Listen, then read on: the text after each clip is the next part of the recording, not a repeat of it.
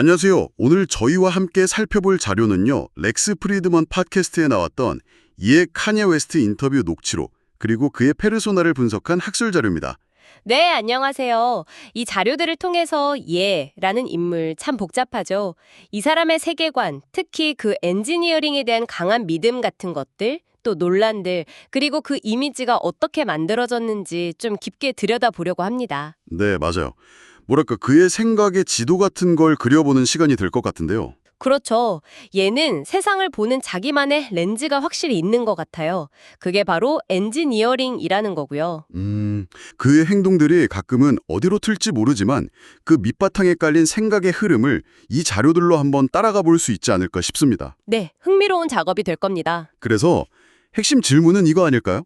이 사람은 정말 시대를 앞서가는 혁신가인가? 아니면 그냥 논란을 몰고 다니는 인물인가? 그 경계가 참 모호하죠. 인터뷰에서 이 말이 딱 꽂히더라고요. 당신은 엔지니어링 기회를 마주한 존재입니다. 이게 정확히 어떤 뜻일까요? 얘는 이 말을 거의 인류의 새로운 시작, 뭐 그런 지점으로 보는 것 같아요. 새로운 시작이요? 네. 그러니까 그에게 중요한 건 지나간 역사, 뭐 주관적인 해석, 이런 것보다는 당장 눈앞의 문제를 해결하는 그 엔지니어링적 사고 그 자체인 거죠. 아, 그래서 지금 여기에 집중해야 한다고 계속 강조하는 거군요. 맞습니다. 스티브 잡스나 심지어 셰익스피어 같은 인물들도 그가 평가할 때는 어떤 영향력이나 세상을 설계한 방식, 즉 엔지니어링적 성취로 보는 경향이 있어요.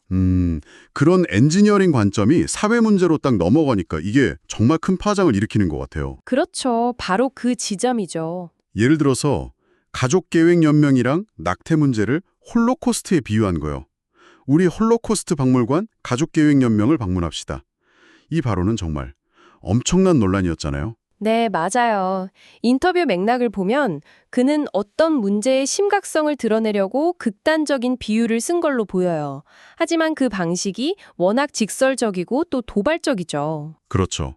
그리고 또 특정 유대인 미디어 인사들이나 사업가들 얘기하면서 유대인 미디어 이런 표현 쓴 거, 이건 바로 반유대주의 비판으로 이어졌고요. 네. 거기에 과거 발언, 예를 들어 노예제는 선택이었다 같은 거나 또 역사적 근거가 좀 부족하다고 알려진 윌리 린치 연설 언급까지 다시 나오면서 논란이 더 커졌죠. 근데 있잖아요. 학술 자료에서는 그의 양극성 장애 진단을 언급하면서도 이게 그의 발언이나 행동을 정당화할 수는 없다고 딱 선을 긋고 있더라고요. 맞아요. 그 점이 중요합니다. 학술 자료는 진단이 그의 행동을 이해하는 데 하나의 요소는 될 수 있지만 그렇다고 그가 던진 메시지, 특히 반유대주의나 인종차별적 발언의 책임까지 없애주는 건 아니라고 분명히 지적해요. 아, 그럼 그 복잡성을 어떻게 이해해야 할까요? 그래서 그 자료에서는 그의 페르소나를 분석하면서 페르소나 논그라타, 그러니까 환영받지 못하는 인물 또는 기존 질서를 막 흔드는 트릭스터 유형으로 보기도 하고요. 트릭스터요? 네, 더 나아가서는 프란츠 파농의 피부 표면화 개념까지 가져옵니다.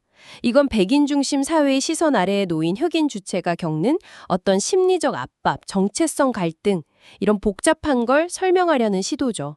얘를 그런 맥락에서 보려는 거예요. 그렇군요. 근데 본인은 이런 논란 많은 행동들이 그냥 도발이 아니라 어떤 거대 기업들의 담합이나 미디어 통제 이런 더 큰 문제에 맞서는 거라고 주장하는 거죠. 아디다스나 LVMH, 발렌시아가와의 경험을 들면서요. 네, 그는 그렇게 주장합니다. 자신의 말로 상처받은 사람들에겐 사과하지만 문제의 근본 원인을 드러내고 해결하는 게 더 중요하다고 강조하는 식이죠. 그리고 이런 산업 비판을 넘어서 흑인 커뮤니티가 직면한 문제들, 예를 들면 높은 낙태율이나 기회 부족 같은 현실적인 문제로 또 시선을 돌려요. 그 문제 해결을 위해서 자신이 만든 테크 플랫폼이 중요하다고 하는 거군요. 스탬플레이어나 팔러 같은 거요. 그렇죠. 거기에 흑인 엔지니어들을 적극 고용하고 흑인 커뮤니티를 구축하는 게 해결책이라고 보는 겁니다. 엔지니어링적 접근이죠, 이것도. 와, 정말 혁신적인 아이디어나 디자인 감각은 분명히 있는데 동시에 사회적으로는 받아들이기 어려운 발언과 행동들이 계속 부딪히는 모습이네요. 바로 그 지점. 그게 이 자료들이 우리에게 던지는 핵심 질문일 겁니다. 얘라는 인물을 볼 때 그의 빛나는 창의성, 예술적 성취와 그를 둘러싸니 끊임없는 논란을 과연 분리해서 볼 수 있을까? 아니면 그 모든 게 그냥 하나로 얽혀있는 복합적인 현상으로 봐야 할까요? 분리가 가능할지. 네, 어려운 질문이죠. 당신은 엔지니어링 기회를 마주한 존재입니다. 어쩌면 이 말이 그의 이런 복잡한 면모들을 생각하면서 우리 청취자분들 각자에게는 또 어떤 의미로 다가오는지 한번 곱씹어 볼 지점이 아닌가 싶습니다.